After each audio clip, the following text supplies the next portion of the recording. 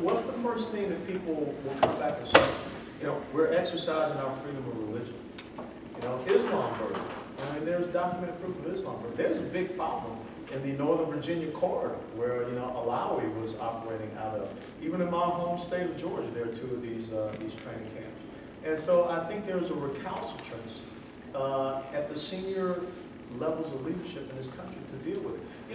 When all of a sudden combat operations are redefined as overseas contingency operations, when all of a sudden terrorist acts are now called man-caused disasters, when all of a sudden you have the Attorney General of the United States of America, who was in charge of, protecting the American people, and he can't even say the words radical Islamism or jihadism.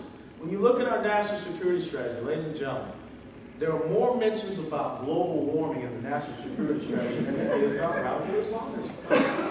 So, there's a very simple thing. The reality of your enemy will eventually become your own. And the longer that we try to push this thing off, we're just setting ourselves up for a cataclysmic event. And, Peter King, Representative Peter King of New York, who is now the chairman of the Homeland Security Committee, he's going to have these, investigations on domestic homegrown terrorism, things of that nature. Well, he had all these lists of individuals that he wanted to, have interviewed, and some very good people that understand this mindset. Steve McCaughlin, Steve Emerson, Robert Spencer, and guess what?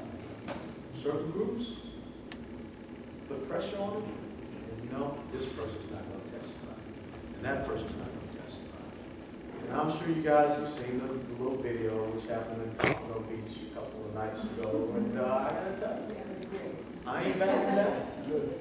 I'm just not. But you do have, at the highest levels of leadership in this country, people that aren't willing to stand up and face this issue. And as I said, we can ill afford to have a repeat of a Sir Neville Chamberlain moment in the United States. We cannot. I'm speaking facts. Right. And so, the thing, everyone always asks me, what's the one thing that has really disturbed you in your time that you've been up in Washington, D.C.? And I tell them this very simple thing. Truth is subjective when you cross the Potomac. That's a scary premise. No, I'm not, because you talk about securing your borders, which is one of the basic things about a republic. If you don't secure your border, how can you be a republic? Go back and look at history. Rome didn't secure its northern border.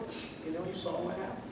It's illegal immigration. It's not that you're against immigration. You're not against a certain group of people. There's all kinds of people that are coming to the United States of America. Go to the United States Border Patrol website and look up a category called OTMs. And back 2 to 3 years ago, I was talking about this thing called OTM. And even Joyce said, what the hell are you talking about, OTMs? What does that mean? It means other than Mexicans. And these are all the people that are coming into the United States, Somalia, Middle East, and we're losing track of them. You've got an Eastern European illegal immigration problem down in Miami-Dade, which affects local criminality.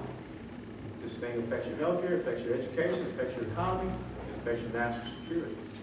See, when people get to the point where they're calling you names, you got them. Okay?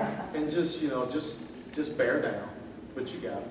And when people call you an Islamophobe, or thisophobe, or thatophobe, just break it down like this. Tell them, that the word comes from the Greek root word of phobos, which means that you have a fear of the unknown. I don't have a fear of the unknown.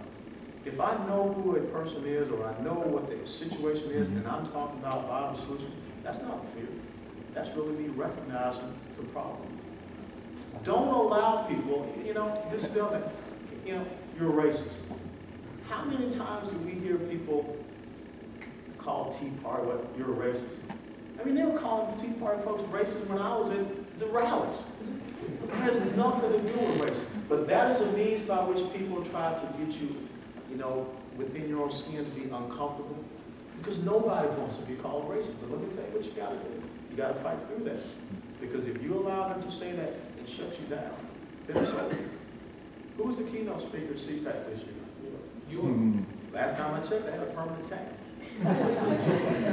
That's the power we are. That's the power of the American cause. The American cause, this ideal, this spirit, is for everyone.